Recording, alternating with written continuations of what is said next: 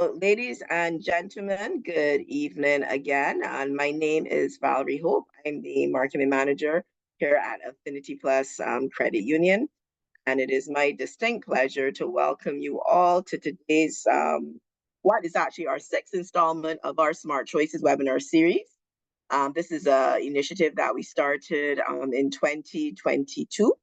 And as a responsible credit union, we wanted to create, I guess, an educational series that can add value to persons, not just our members, but to the wider public on key topics. I mean, a lot of them generally around financial services, of course, because that's the industry in which we operate, but also, just general to provide access to, information and resources that we think can improve and enhance the lives of, the people around us. So this evening, we're going to be addressing the topic, cybersecurity tips to stay safe in a digital world. Before I introduce our guest speaker, let me just do a little quick housekeeping. So just so you know, the webinar is being recorded, and we certainly do plan to share that recording with you, as well as the slides that are going to be used for today's session. And we're at the end of the session hoping that you can complete a very brief evaluation form. You should receive that link once the session's over. And that's really very, very short, probably takes only about 2 minutes to complete, but just gives us context on, how the sessions are going, and really just to get your insights on other topics of interest that you might want the credit union to cover in the future. Now, to minimize disruptions along during the presentation, we're just asking everybody if you can stay muted and hold your questions to the end, unless, of course, otherwise engaged by our featured speaker. And during the question and answer section, which we're hoping to have at the end of the presentation, if you have any questions or you want to make a comment, we're just asking that you raise your hand. And, I or one of the team members who are helping me with this session will call you to unmute, and you can also speak. So alternatively, if you're feeling a little bit shy, and you prefer to have the question read out, you can also use the chat box. We are going to be checking it throughout the session, and you can put your questions there as well. Now, I always like to do this because I like to assume that everybody who joins us is actually a member of our credit union, because we hold open sessions. And so for those of you who maybe aren't as familiar with our credit union, AffinityPlus, and that's our name, is actually the former BWU. That's the Barbados Workers Union Cooperative Credit Union Limited. And we have been in operation since 1983. So that means, we've been in business for, just over 41 years. On April 2nd of this year, we actually unveiled our new bold and dynamic brand. And this was after a, 2-year rebranding and repositioning project. And the goal of this, project was to really make our credit union, look and feel more like what we thought we should. And so being more distinctive, more modern, and really to better align with our core purpose. Now, currently we have over 31,600 members, and we have over $231 million in assets and growing. So we are actually one of the largest member-owned financial institutions in Barbados. And we presently have 3 convenient branches. We're located in the Walker Books building in Fairchild Street, Bridgetown. We're also in the Northern Business Center in Speightstown. And we're also in Oistins, in the Southern Shopping Complex. If you know where Massey is, that is where we are. And so we like to say that we're almost in every town.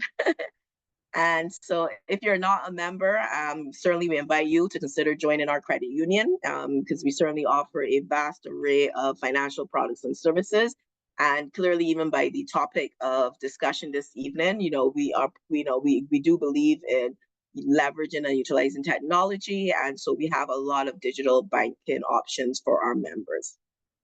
Now, I know you didn't come here tonight to hear me talk so much. So it's now time for us to move into what is the main component of today's session, and that is unpacking the topic cybersecurity.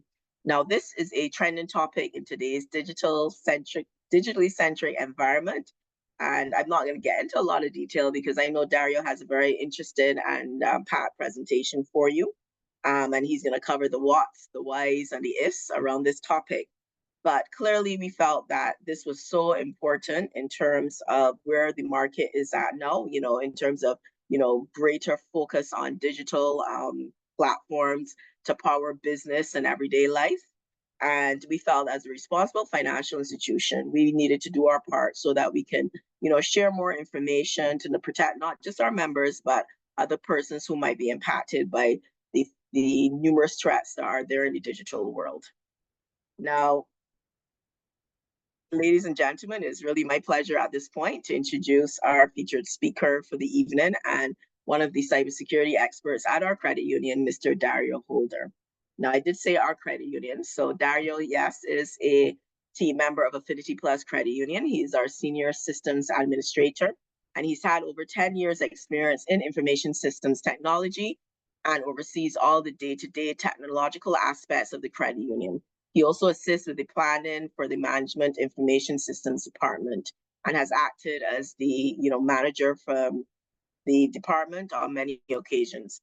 Some of the projects that he has worked on include the implementation of our transaction monitoring platform, upgrade of our online banking platform and core banking system, as well as the introduction of our credit union's flagship debit MasterCard.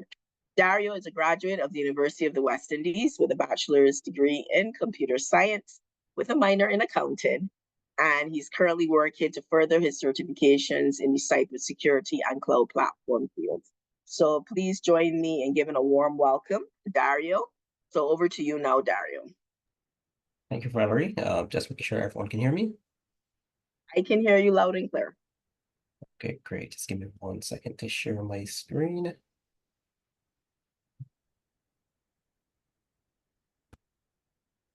Okay, just confirming that you can see my screen as well. Yeah, I can see the presentation is up. Okay, thank you very much. As Valerie said, cybersecurity is a very trending topic right now, and she said I had a very packed presentation. I would more say it's more compact. So I'm trying not to delve too deep into cybersecurity because that is a very wide field and we could be here for hours. So I'm trying to keep it as short as possible, but as informative as possible for the everyday man. So it's not very business centric and things that you would normally do in your home, things you're accustomed to. So without further ado, let's jump into cybersecurity tips for staying safe in a digital world. So firstly, let's touch on the importance of cybersecurity. Um, cyber threats are constantly evolving and targeting both individuals and organizations across the world. So in today's digital age, cybersecurity is crucial for protecting personal and business data from cyber threats. Cybersecurity is also just not responsibility of IT professionals, but everyone plays a role because it impacts everyone. So it's not just your business, the credit union you bank with, um, the online shopping that you stores that you use, it also affects you directly. And we'll dive a little bit deeper into that as we go into the presentation. So today, we're going to do a little bit of understanding some of the common cyber threats that there are in the space and their impacts. There are some practical steps to enhance personal and organizational security and and also implement some best practices to enhance your online security posture. So first thing we'll do is look at what is cybersecurity. So cybersecurity is the practice of safeguarding computers, servers, mobile devices, electronic systems, networks, and data from malicious attacks. So it's basically anything that connects to the internet. So once it has an internet connection, it can be impacted by cyber threats. It involves measures and protocols designed to prevent the unauthorized access, damage, or theft of digital information. So that's both personal, business, any type of data that you have is valuable.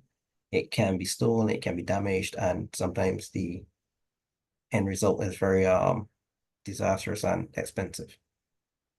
So what we could think of cybersecurity as is like a digital lock and alarm system for your personal business information. So just as you would lock your doors and windows to keep the burglars out of your home when you're not there, cybersecurity uses various tools and practices to keep cyber criminals away from accessing your sensitive data.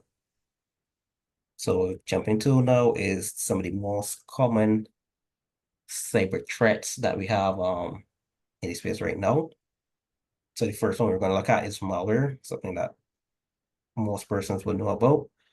So malware includes such things such as viruses, worms, trojans, and spywares. These programs can either damage your system, steal your data, or provide unauthorized access to cyber criminals. So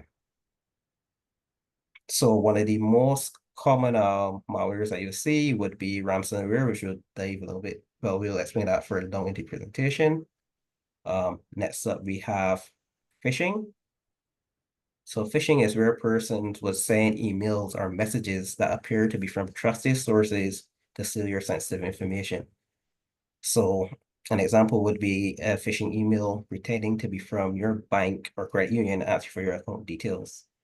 Um, this is very common especially in Barbados. You could see financial institutions, including AffinityPlus, sending you communication, letting you know that we would not be sending emails to ask for your personal account details, such as your account number, your password for your online banking. So if you see anything like that, that is a phishing attempt, and you would need to disregard it. And also, a nice practice would be to alert your financial institution, let them know that this is happening so that they could take steps to counteract this.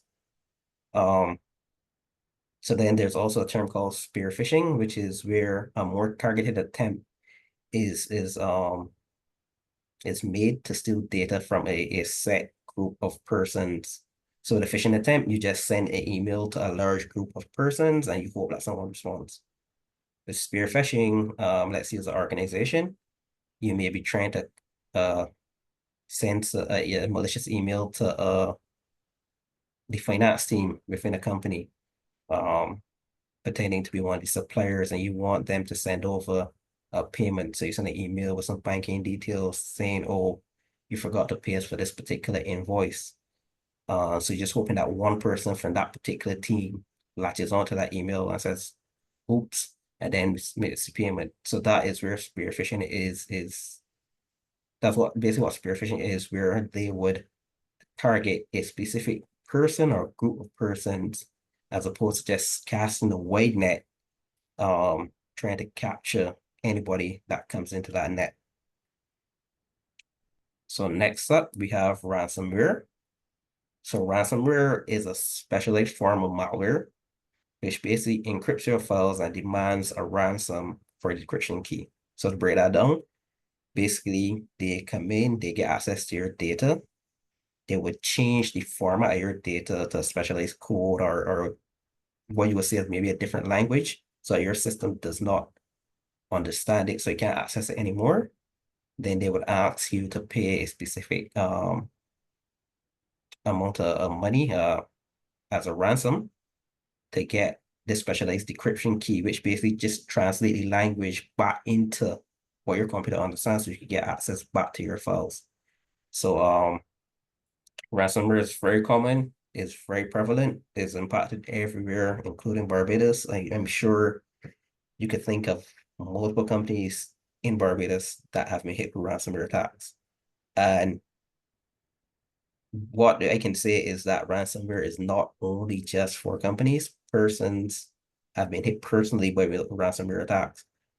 So don't think that, oh, that's a big dollar game where they're trying to attack the multi-billion dollar companies. Ransomware can affect you too. And depending on what data you have on your systems, you may be tempted to pay that ransom to get back your data.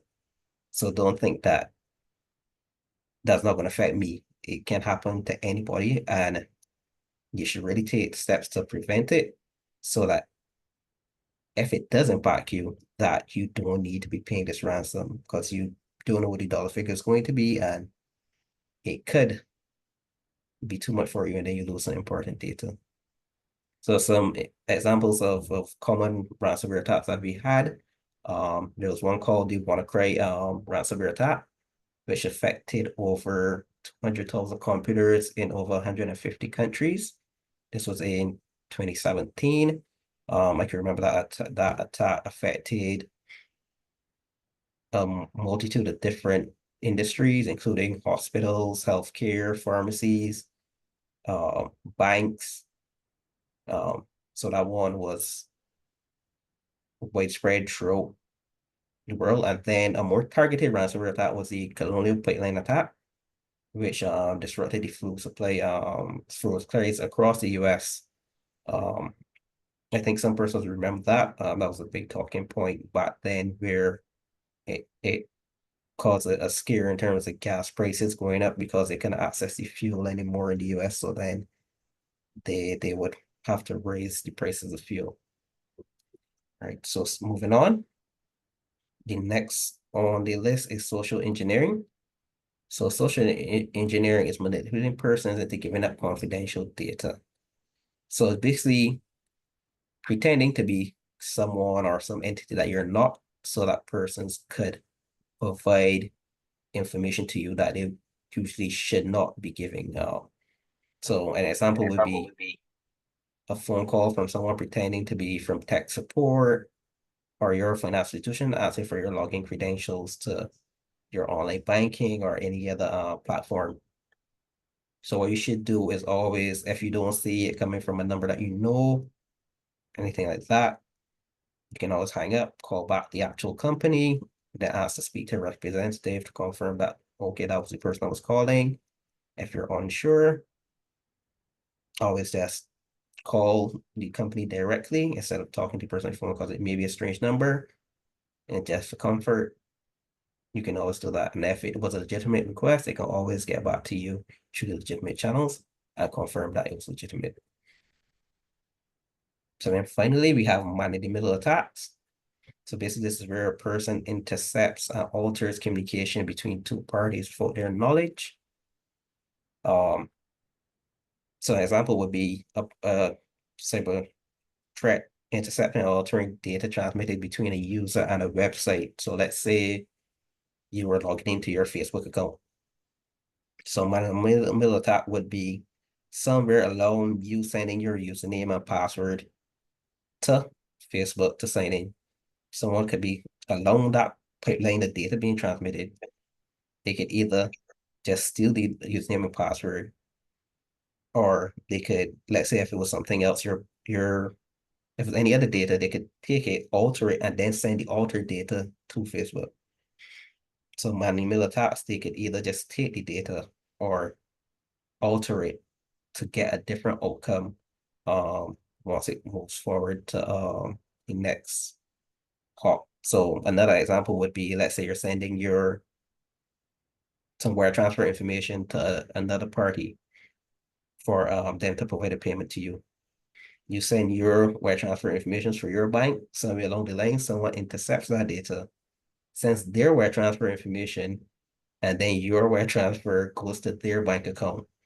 And none of your devices because you believe you sent the correct information, and then the other party believed they received the correct information because it all came through the well, you believe it was a legitimate transaction, but somewhere along the line, things got changed and neither of you knew.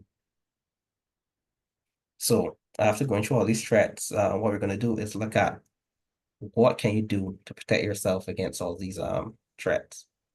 So we're going to start fairly simple first, and we'll show some of the things you can do at home to prevent some of these cyber threats from affecting you. So the first thing we do is look at password creation. So the first thing you should always do is create strong passwords. So strong passwords are crucial for protecting your accounts from unauthorized access.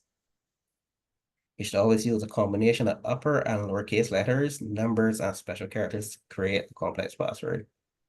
So if you can look at your example here, we have a uppercase P, a special character, lowercase letters.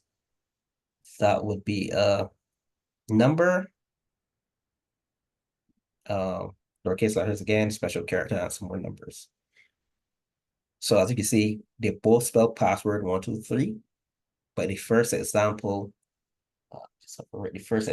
is very much more complex, and it would take a cyber threat a longer time to access this password or to actually use a force attempt to crack this password over this one here, which is just lowercase letters and a couple of numbers. So you might be asking what's a brute force attempt. So brute force attempts are when persons basically try all possible combinations of letters and numbers, special characters to guess a password. And with brute force attempts, once you start to add complexity, like the capital letters, the special characters, it takes them infinitely longer to actually crack the password because of the complexity. So next step is to avoid using predictable information. So don't use easily guessable information such as your birthdays, your pets' names, uh, all the hobbies you have up with like pictures, because this stuff comes up with the same social engineering. So persons might come, so social engineering isn't just them coming to ask you for your specific details. They may come and ask, oh, you have any pets? Where were you born? That sort of information, because they know that at some point you created a password for your pet's name along with the year you were born, and that's probably your password. So then get this information and just try it out. Lastly, you can also use a password manager. So we have tools like LastPass or 1Password, which can generate and also store unique and strong passwords for each of your accounts. So let me touch on this point here. We all do this, and it's something that you really should not do. You should not have the same password for all of your let's use social and online accounts. So persons may have the Facebook account, Facebook and Instagram are linked now, but before you might have your Facebook, your Instagram, your LinkedIn, your Twitter, your Amazon account, all of them sharing the same email, all sharing the same password. So if someone gets one of those passwords, they have all the password. But then you say, oh man, I can't remember all of these passwords. So what am I going to do? That's where the password manager comes in. So this would, if you don't want to be the person creating every single password for all your accounts, you say, oh man, I got like 20 accounts. I can't create a new password for all of these. They actually offer the functionality to create a password for you and store it. Some of them also integrate with your phone and whatnot so that you don't even need to go into the app to find the password. Once you go on the page, it says, oh, you need a password, you verify it as you, and it puts the password there for you. So it can generate and store, or if you want to create all your passwords, it can just store the passwords for you so that you have unique passwords for all of your accounts. So next up, which falls on from strong passwords, we have multi-factor authentication. So you ask, what is multi-factor authentication? It's also known as two-factor authentication. So you may see MFA or 2FA a lot nowadays. So it's an extra layer of security which requires two or more verification methods. So some common methods would include using your password along with another method to verify that's you, such as using your an app on your smartphone, a security key, which may be a little dongle that has a number when you press it that shows up, or even biometrics such as your fingerprint or facial recognition. So how that works is when you enter your password and you hit OK, it's going to say, okay, you need to confirm that's you using your second method of verification. So it may be asking for a 6-digit code, or it may be asking you to verify via your fingerprint, anything along those lines. So what that does is if your password is compromised, then although your password is compromised, when anyone tries to use it, or they wouldn't have your second method of verification because it's either always on you or something that would not be linked directly to your password, so they won't have access to your accounts. Right. So what I show you here is you should enable multi-factor authentication for your emails, your social media. So there's some simple steps to get it done. It's usually your account settings on the security.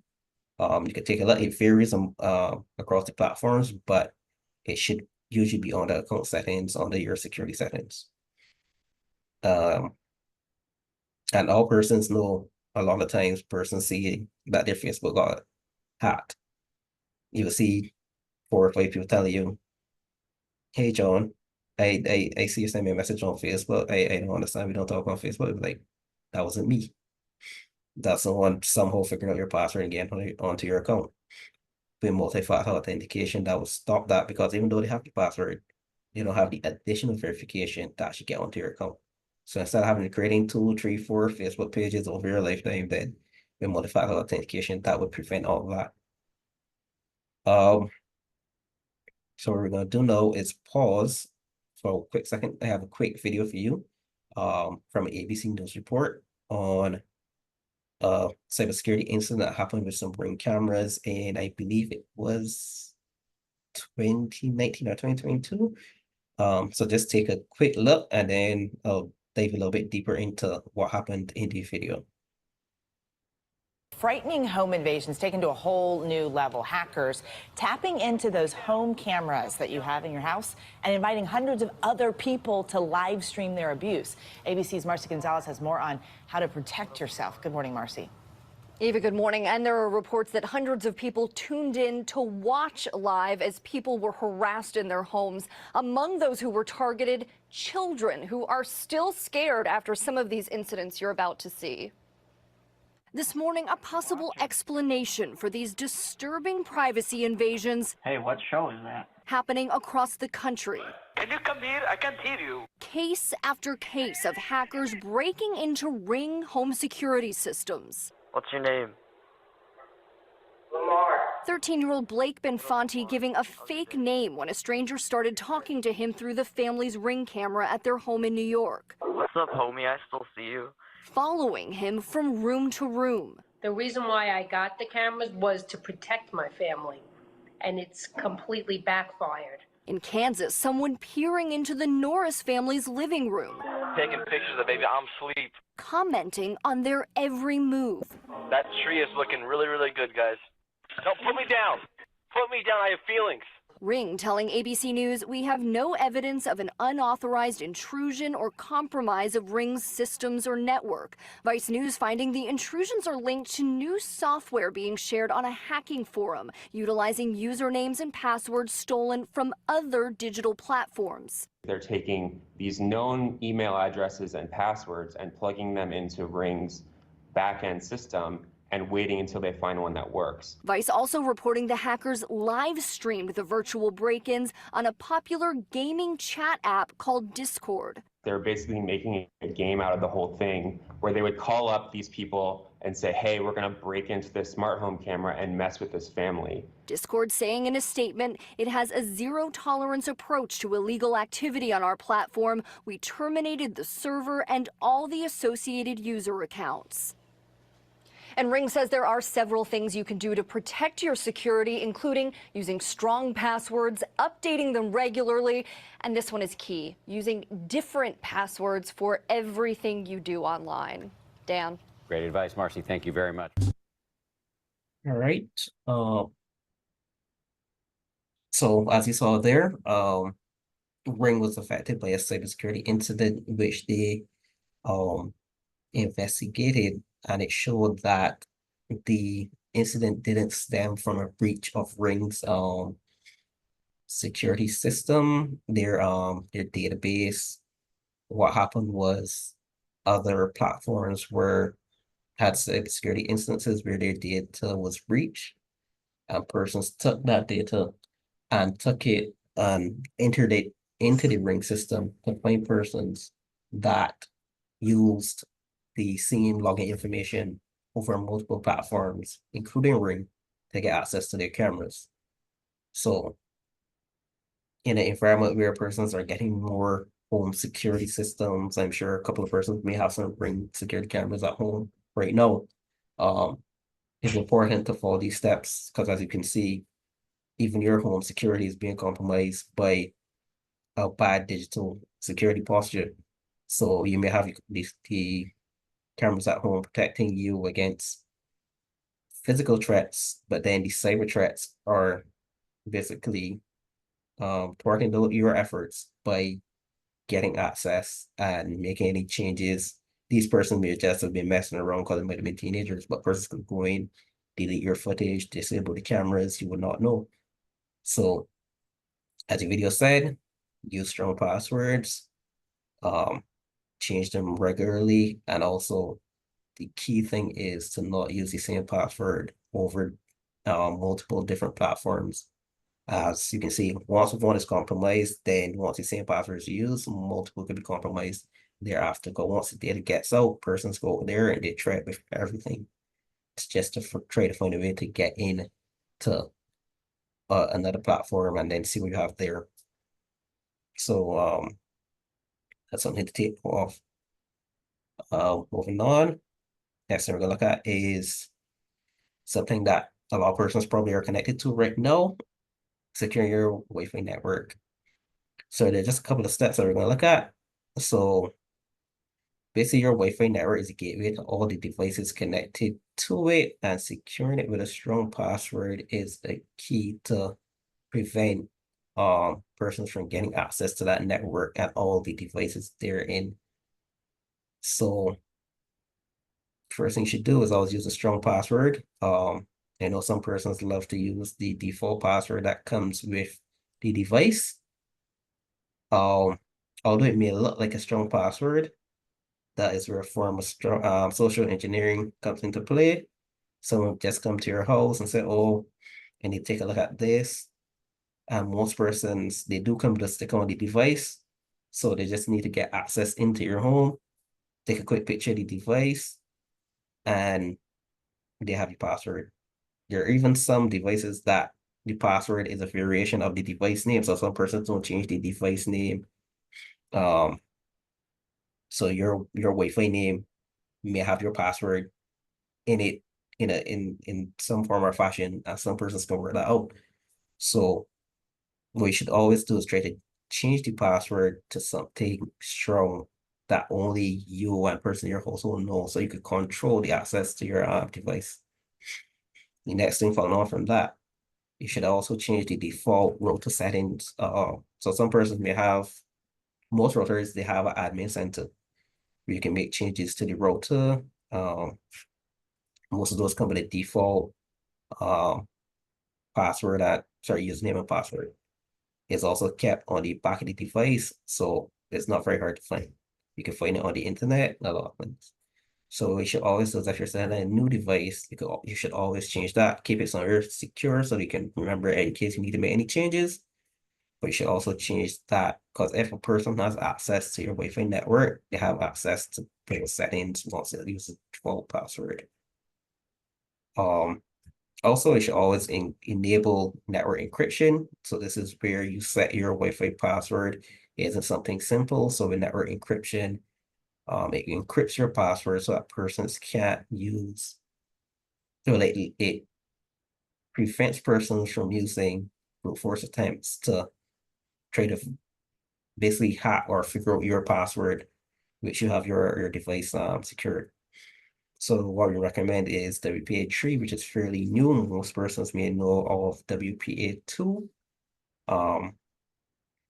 So you can use that to basically encrypt the password so that's not easily guessable or accessible to persons who may have necessary skills to try to brute force into your Wi-Fi network. Another point which is not there is you may see it on your routers or Wi-Fi boxes or whatever you have. WPS. So WPS stands for Wi-Fi Protected Setup. Basically you just press a button, you go on your phone, any other device, you click connect via WPS, and it basically just looks for the router and connects to it. Unless you have your router in a very secure location and not just somewhere that anyone can access, I would suggest disabling it, as once it's there and it's enabled, you just need to press the button on the router and it can give persons access to the router, to your Wi-Fi, before you having to give them the password. All right, so moving on. Next thing we're gonna look at is some safe browsing practices. So most persons we know love to shop online. Like hopefully you're using your AffinityPlus SmartChoices for all that shopping. So first thing we're gonna look at is use of secure websites. This is especially helpful when you're actually doing your shopping or any secure transfer of any data, logging into a website, anything like that. Once you see a login page or a page that's asking for any personal data, it should be HTTPS. So how to tell? If you look in the browser, the address bar, you should either see a lock symbol, or if you click on the link, it should have HTTPS ahead of it. So what that does is ensures that the site is on a secure page and it's not transmitting your data via an unencrypted channel. So basically, what it would do is once you send your information, it does the same encryption as how it described with ransomware, where it transforms it to a different language, so it's not just plain text or your information being sent. So if someone intercepts it via some sort of man-in-the-middle attack, they intercept data that is not easily readable. And unless they have the decryption key, they can't decrypt the data to figure out what it is. So the next thing we're going to look at is avoiding clickbait and suspicious links. So you may see some links that, especially maybe on Facebook, you may see a news headline or something that seems unbelievable. And usually, as I say, if it seems unbelievable, it's probably not true. So you may see, oh, get this at this deal, TVs for $5, anything like that. You try to avoid these links because it usually lead you to some very suspicious websites that are asking you for a lot of data that it really shouldn't be asking you for. So try to look for legitimate links. And be cautious of what you click on. The next thing we will look at is clear browser cache and cookies. A lot of persons may see cookies coming out a lot nowadays. Basic cookies are trackers that websites use for a lot of different purposes. So some that help to tailor your experience on the website. Some may be used to track maybe the stuff you're looking at. So let's say you use Amazon a lot. You may go on Amazon one day and you look at one address. Then every time you go on Amazon, it's showing you 40 more addresses that look similar to the address that you looked at. So that's where the cookies come in. It basically learns your behavior and tries to tailor the experience to you, but also tracks other data. So it kind of tracks your IP address, some other information. It doesn't track personal information, so like your name and stuff would not be in a cookie, but it does have identifiable information for you. So clearing your browser cache and cookies kind of just gets that out of the system so that it's not being tracked. So you should always clear it. Usually you can go into your settings, and inside your privacy and security for your browser, there should be a section to clear your browsing data or your cookies and cache. So that's a good practice to do every couple of months. Just go in and clear it to help with your safe browsing practices. Right, so next one on to this is protecting your personal information. So some basic steps: limit the sharing of personal information online. So unless it's absolutely necessary, you shouldn't be sharing all of your data online. Do the bare minimum, and if you don't trust the website that you're sharing it on or the platform, then don't share it. Some things may ask for a lot of data that you think is not necessary for you to give, or you don't understand why they're asking for it. Sometimes they use that data maliciously. So that's absolutely necessary. Only share what you need to share. Also, some persons like to, in social media, you may be sharing a lot of data that you don't need to share inadvertently. So you may be taking a picture, you have something behind you that has your personal data. You may be, let's say you just got your AffinityPlus MasterCard. You're very excited. You say, okay, let me just snap a picture for the gram. You never really snap a picture with the full front of the card with all your banking details. Some malicious person is going to see it, use it, and you're wondering where all these transactions came from. So just be careful what you're sharing. Sometimes you inadvertently share things that you shouldn't share, and there are persons out there looking for those slip-ups to take advantage. You also should monitor your privacy settings on your social medias, and just think critically about the information being shared online. Right. So what we're going to jump into next is recognizing phishing attempts. So as we discussed earlier, phishing is basically sending out just emails and stuff to try to get persons to respond and provide information that they should not be providing. So persons usually you will see a lot of phishing going on, especially with emails. The email platforms usually try to filter them out as spam, but there are some that do get past the spam filters. So there are some things you should look out for, because it may bypass the spam filter, so you think that's safe, but it's not. So you shouldn't only just rely on your spam filter to figure out what may be a phishing attempt. So as you can see here, some of these things of phishing are unexpected requests for personal information. So you may see an email coming from what appears to be AffinityPlus Credit Union asking you for your account number and your PIN for your card, or maybe your account number and the password for your online banking. These are things that a financial institution would not be asking for via email. So that may be something that you would see as being unexpected and suspicious. So those are things you should disregard. The next thing is spelling and grammar errors. So you may see an email with a paragraph explaining, or I'm your long lost uncle, but uncle spelled incorrectly. The country that they're from is spelled incorrectly. Some common words are spelled incorrectly, and the overall grammar of the text isn't reading as a normal paragraph or sentence. So those are things to look out for. Finally, suspicious URLs or email addresses. So you may get email coming to you, let's say it's from the credit union, but it's coming from a Gmail account or a Yahoo account. You would know that the credit union does not use Gmail or Yahoo accounts to contact members. It doesn't have any.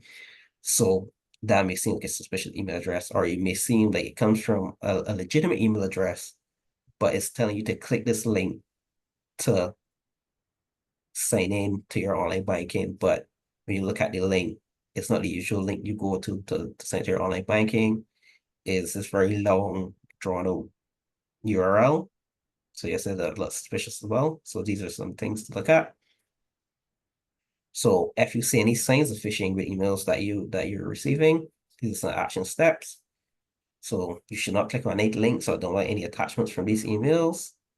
Verify the sender by contacting directly through official channels. So if you see an email coming from credit union you're not sure about, contact the credit union directly, and someone would try to assist you. So if it did come from credit union, they would say, yes, this was us, and you can do that. If it wasn't us, so you don't know it wasn't us. And then if you, so then another step is to report the email to your email provider or your IT department. So when you report to your email provider, you can just right-click the email or hold it down, report it as spam. That helps them to better filter it out in the future. Or if it's something to your company email, you can report it to the IT department, and that will also help them prevent further spam attempts or phishing attempts from those persons are similar. Right. So now what we're going to look at is safeguarding your actual devices. So we're going to look at software updates and patching. So outdated software can be very problematic when connected to the internet. So there was a Equifax data breach in 2017. Equifax is one of the largest credit bureaus in the US, where 143 million accounts were compromised. And they had provide a settlement of over $425 million to victims, and then also spend $1.6 billion in remedial cybersecurity costs. This is all through the fact that they did not keep their software updated, and the patches were very out of date. So software updates are very important. So you should always keep your operating system, applications, and the antivirus software up to date to protect against the latest threats.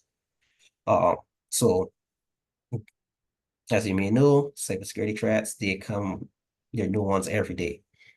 So to combat that, both the operating system, the applications you may be using, and the antivirus, they have updates that come out very regularly to combat these new threats. So you should really keep the systems updated so that they know what to do should one of these threats happen to be on your system or interact with your system. They can combat it. The best way to do that is to enable automatic updates. That way system tries to at least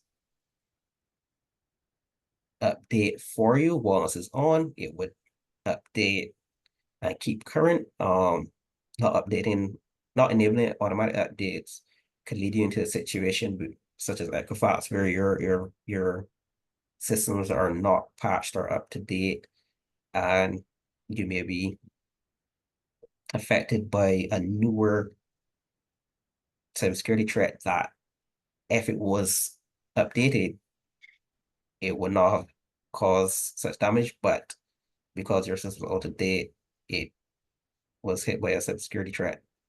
What you should also do is periodically check that these updates are actually being applied. So don't just say, oh, it's set to do automatic updates, it's good. Periodically check. Nothing's perfect. You automatic updates, something might have happened a while ago and they're not being applied. Just check to make sure, double check for updates. It may tell you, oh, it updated this particular date. You just double check and say, okay, does it have any new updates? So that means it's good. So although you have automatic updates, still periodically check to make sure your systems are up to date. Right. So next thing we're going to look at is the use of antivirus and anti-malware tools. So antivirus software helps to detect and remove malicious software from your computer.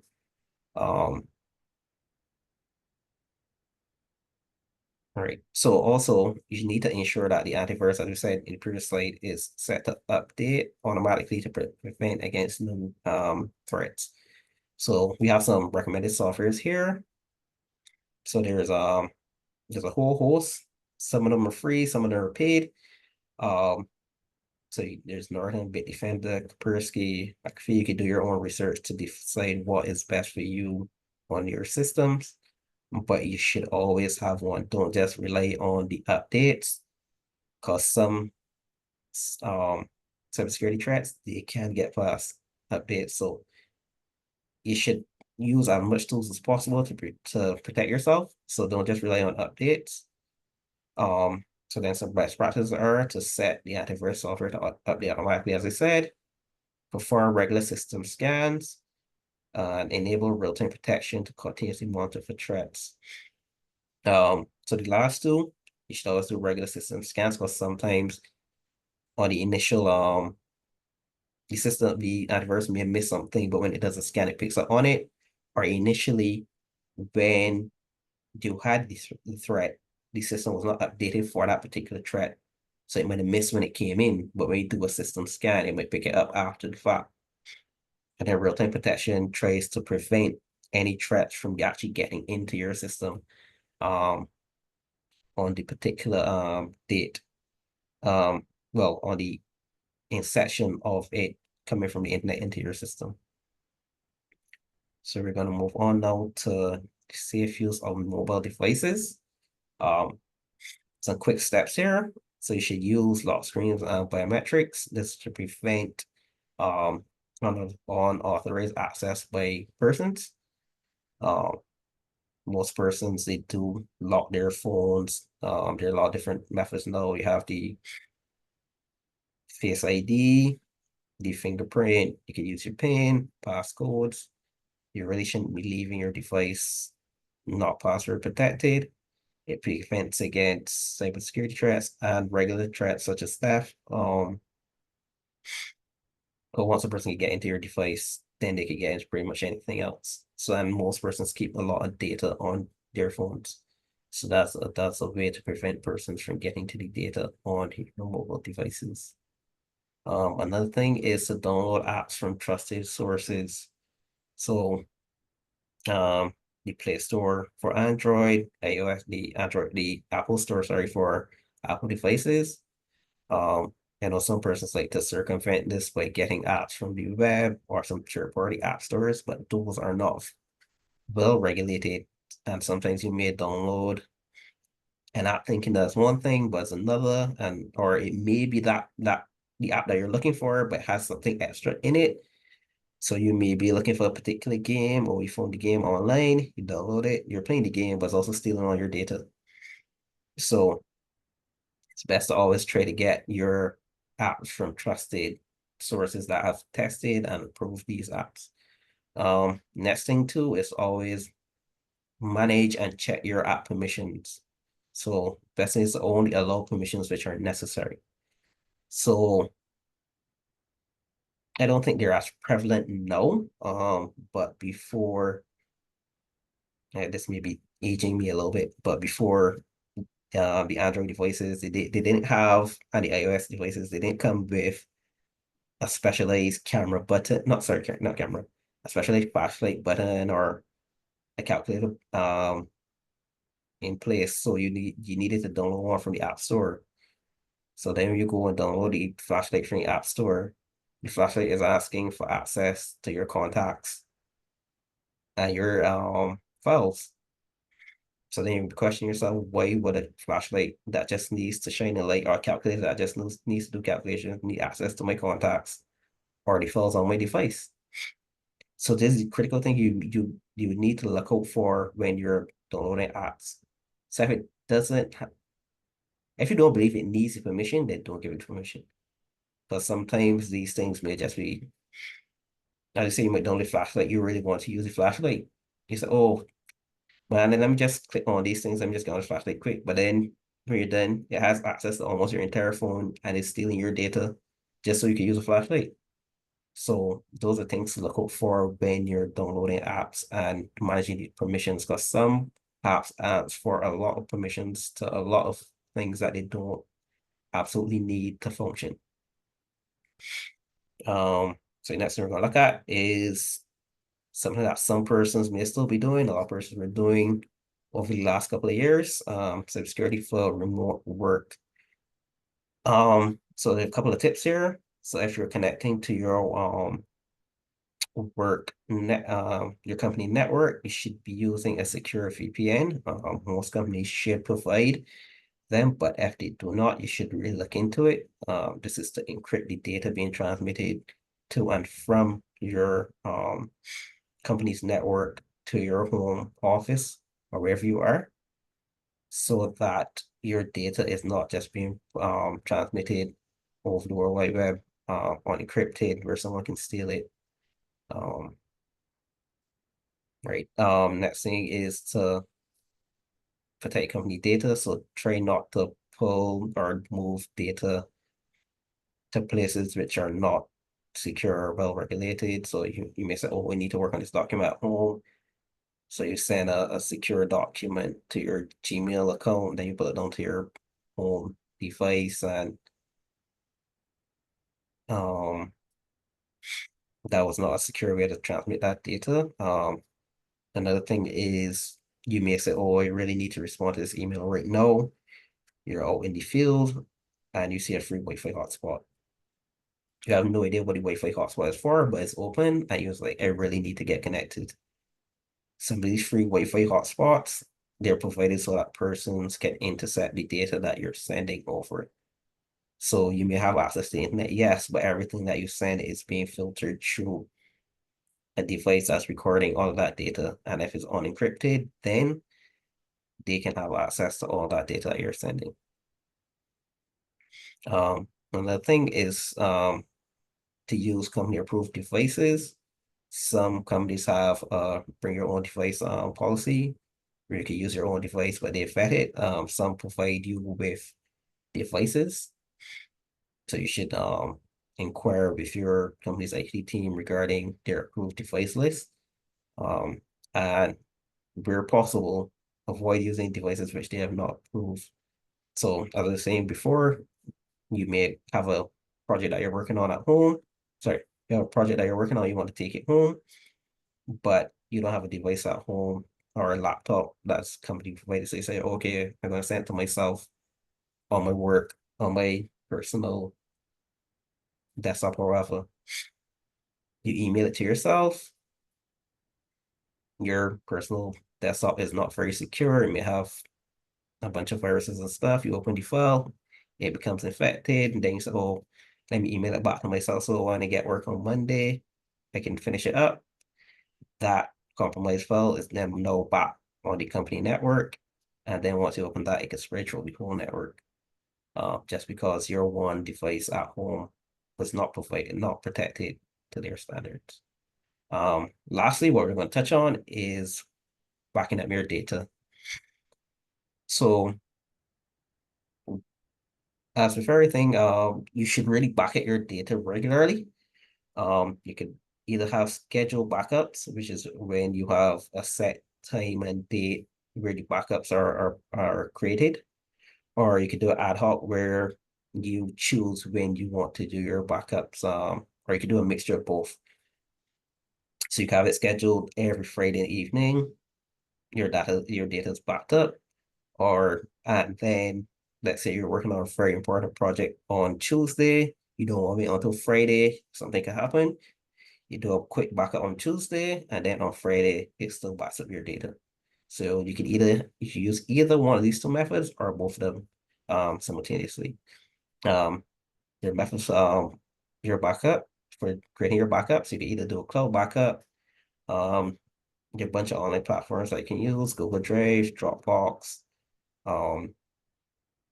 Azure, there's Amazon.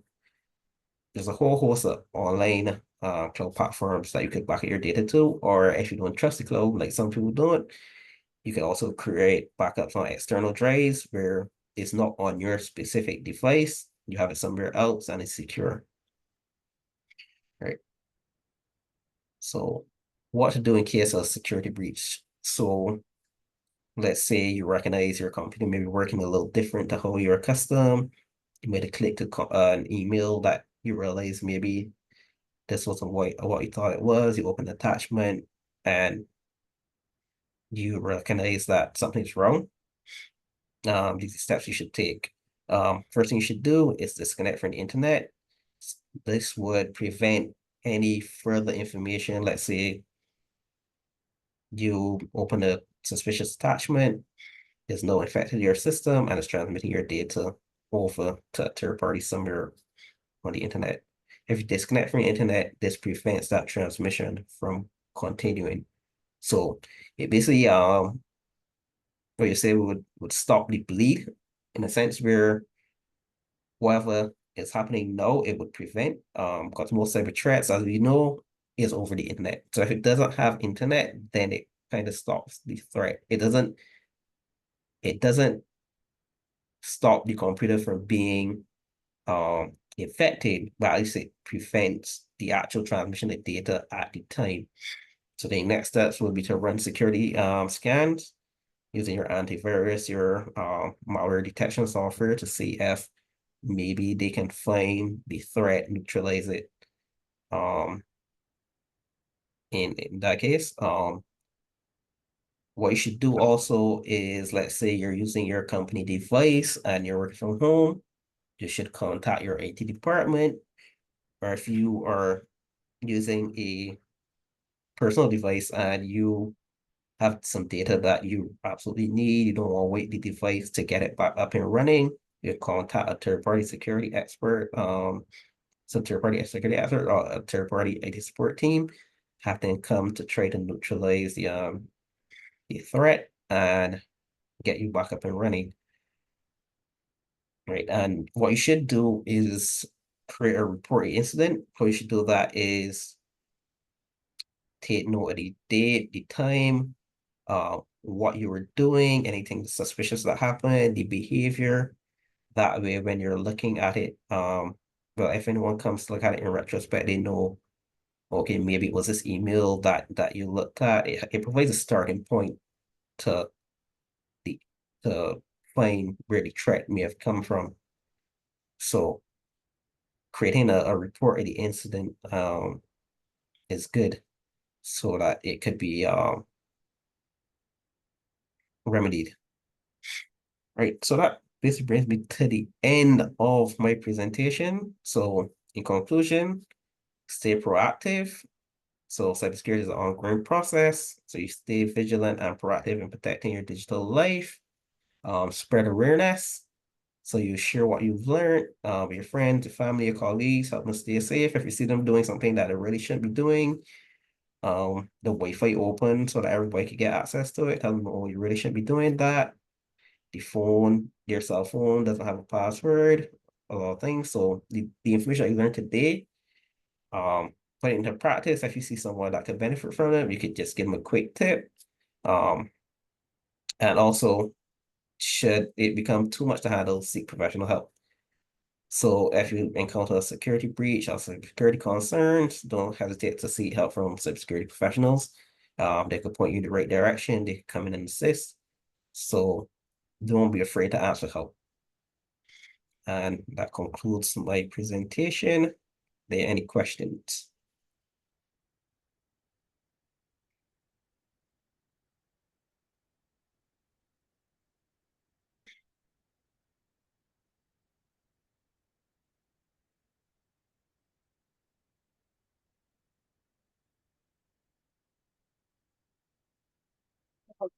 Good evening again, everybody. And again, welcome to those who may have joined us later in the presentation. Just to remind, you can feel free to either raise your hand if you have a question. You can also feel free to type your questions in the chat box area. And I or one of our team members will field that question to Dario.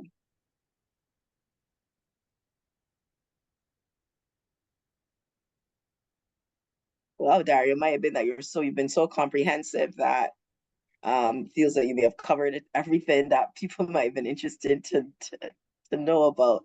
But I have a question for you because during the presentation you talked about the us being a little bit more conscious of public Wi-Fi and what the things that we maybe share or do over public Wi-Fi. Now, what about Wi-Fi within a financial institution? If you go into a financial institution and they're offering free Wi-Fi, can you assume that Wi-Fi is safer to use? Because you might have a tendency to access online banking services in that environment. I can say both yes and no. What you should do is inquire to confirm that is all that it is the banking institution providing the Wi-Fi access. So some persons may see the opportunity where the financial institution is full of people, have a bunch of phones. They may not have a data plan, so they may create a fake hotspot pretending to be that institution to provide access to the internet, but they're also sharing data. So the best thing to do is always ask. If you don't say anything placed in the actual institution stating that they're providing free Wi-Fi. Like I said, AffinityPlus does provide free Wi-Fi to the members. And we provide the information for it in the banking hall, but you should always be wary. There's some places that may not provide Wi-Fi, but you do see Wi-Fi out there. So, and some persons may not question it. They say, oh, this is such and such Wi-Fi. I'm in there. It has to be coming from there. So you can never be too careful. So you should still ask a question if you're feeling uncomfortable. And also, if you're connecting via your company devices, use your VPNs. Okay. Actually, that's another interesting topic is, because you're seeing lots of people offering VPN products online, it sometimes just kind of pops up as a sponsored ad. What should you be looking for when you're investing in a VPN? And are free VPNs really free, quote unquote, in terms of do they offer the level of protection and security that you may want from that type of platform or software? Well, it varies. Some are free, but there are a lot of caveats with it being free. So it may be it's throttled, it doesn't provide the full access of the paid product. So some of them may be free in the sense of it's basically giving you like a free sample. So like giving you a teaser of what you can get, but some of them may be free as they use other methods to make up for the freeness. So it may be they're collecting data, they're pushing sponsored ads, that sort of stuff. So you really should do your research on them. There are a lot of them out there. So there are places that do review and see what is being offered. So it's always best to check reviews and do your own research before you make a decision instead of saying, oh, this one's free, so let me just jump onto this one.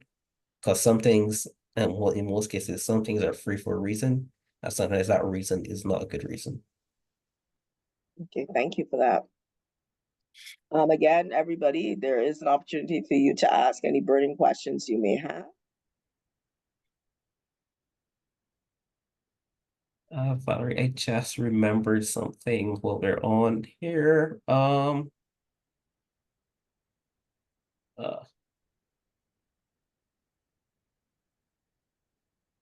Just give me 1 second. Just want to confirm before I send it in the chat. Sure, no problem. While you're doing that, we actually have a question from the floor. Thank you, Janelle. And the question is, what do you recommend for antivirus softwares in terms of free ones? That's a loaded question. Just like the VPNs, that always is a very tricky one. There are a lot out there, and there are a lot of them that are free for a reason. What I can say is the free versions of some of the larger paid ones are, I would say, a bit more secure. So I believe, I'm not 100% sure, but there's, I think, Bitdefender, Norton, some of those have a free version for home use. So it's not as robust as the paid business version, but it still does the scanning and whatnot. So like I said, do a check and look out for the larger names like the ones that I recommended in the slides for the free versions of those. But if you're not comfortable with free antivirus, there are some cheaper ones out there. So you can also look into some of the paid ones which may not break, they're not going to break your budget in terms of getting security. Any recommendations of those? I may need to provide that at a later date. I don't have one Sure. right now. I see Janelle is adding further context, and I think she mentioned AVG or McPhee. Yeah, those I've had experience with, those aren't bad. So you could definitely do some reviews and see what fits you best. So as I said, there are a lot of different ones out there. They work slightly differently. Some of them interact with the computer a little bit differently. So it really depends on what you're looking for. So as I said, reviews always help with that. Thank you, Janelle, for your question. All right, so I'm going to post a link in the chat.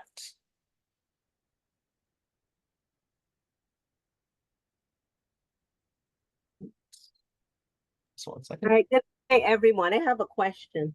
Mm-hmm. What do you do if you realize that you are that you've been compromised, that you might have been, I guess, hacked in a way? What can you do to I guess what can you do in a case like that if you realize that?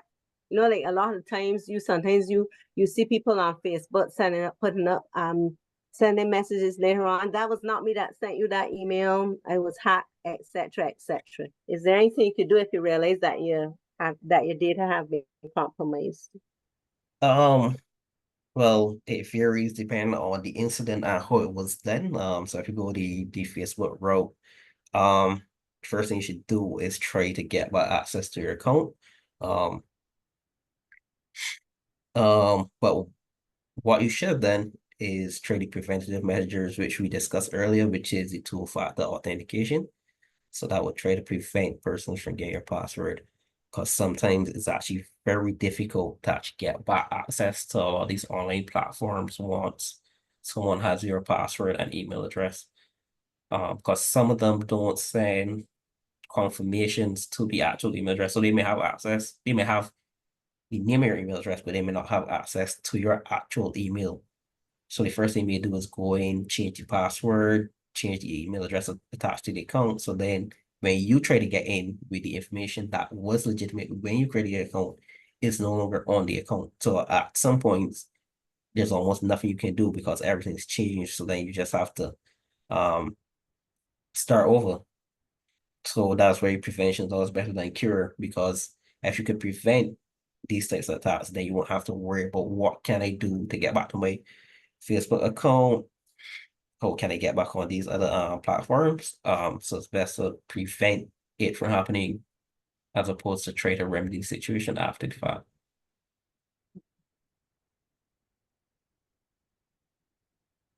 Thank you, Lucretia. All right, so I've dropped a link in the chat.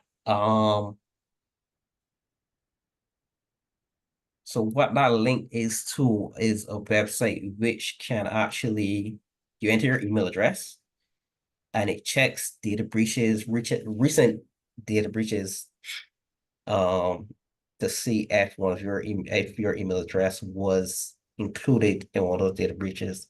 So you can do this after the session, actually test against your email address.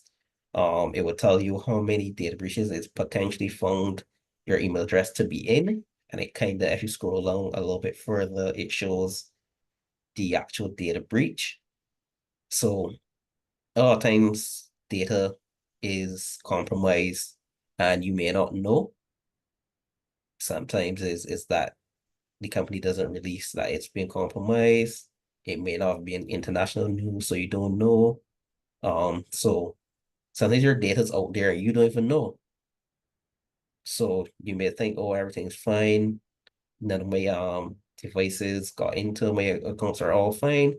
But somewhere on the web, there's an account and a password out there that belongs to you. And then once you actually, eventually somebody may pick up on it. And it may be a current password that you use for multiple accounts. So therein lies the really same thing where you would have multiple passwords for different your different accounts. So that one password may be spread across different accounts. They trade the email address and the password, and they get access to other accounts that you may not even be thinking about. Because you would say, oh, yes, use Twitter. Twitter got hacked. So you'll say, oh man, my Twitter account gone, that's fine. But your Twitter email and password are also the email and password on your Amazon account, which has your bank card on it. So when they go on and they possibly get onto the Amazon account, they can do all their shopping with your information. So sometimes you need to dive deep into seeing what maybe sharing this information and what's out there. So you can just use this to just get an idea of maybe if one of your accounts is maybe part of some security breach in recent times. But what I would say is don't use this as a false sense of security. So you may put your email address and you see, oh, 0 results. I wouldn't use that as a sense of security that you're fine. Still take into consideration the tips that we've provided and follow those in keeping yourself safe in this cyber environment. Thank you, Dario. That was actually pretty useful because I didn't know that myself, certainly did not know anything like that exists. So I'll be sure to be testing my emails. I mean, I guess the question is, if you realize that you've been compromised, like, or your email address is on one of these things, so is he thinking that you should change the password on your email as soon as possible? should you be closing that account, even though it will be a pain? I mean, like, what would be a typical step to take? Well, once you still have access, then, and as you said, if it's a critical account, what you could try to do is, as soon as possible, go in, change your password, set up the multi-factor authentication, take those steps to prevent someone from actually gaining access to your account. If it is one that you, as I said, it may not be that critical, you can also take a step of closing it down, but you also should check to ensure that that particular email address or password is not shared across other platforms. Okay. And then if it is, then you should go in and change those as well. Okay. All right. So I have two, I guess, I'll probably give or take the time, or maybe these are the two last questions. They're also coming from Janelle. So Janelle wanted to know, what should you do if you get the two-factor authentication email in the method of a code? As in this, okay, so you're logging into your account, you sign in with password, and then it says, okay, it's gonna send you a code. That's fine as well. Because the assumption is that once you are not, well, you want to use it for your own personal email. So let's say you have your Google account, your Gmail account, sorry. You wouldn't want it sending an email to the same Gmail account. But let's say you're using it for your Amazon account or whatever, it sends an email to your Gmail. The assumption is, even if someone has your Amazon password, they don't have access to your actual email. So once the code gets sent to the email, then it's still secure, as they don't have access to your email account along with your Amazon account, so they still can't get in. Okay. Thank you, Janelle. I noticed you're raising your hand, so please go ahead. Yes, because in recent times I have a Hotmail email which my second factor is associated with my Gmail account. So I keep getting these emails with codes, but I'm not trying to change my Hotmail email. So password. So I'm figuring like somebody is trying to attempt a breach on my Hotmail email. So what should I do? Should I just go in and change that password? But I think the person might be trying to change the password. Is there anything you would suggest to do when I get this code from Microsoft?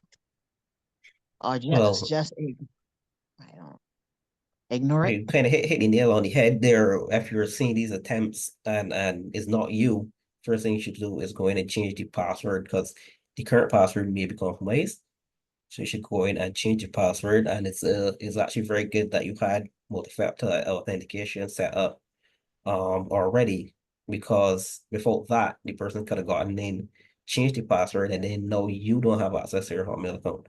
So the first thing you should do is change password to something pretty complex and keep the two-factor authentication active to prevent any threats like that. So as you can see, there's kind of a real world example of two-factor authentication preventing someone from getting into an account that without it, the person probably could have gotten in, changed the password, and then locked Janelle straight over her email. Thank you. No problem.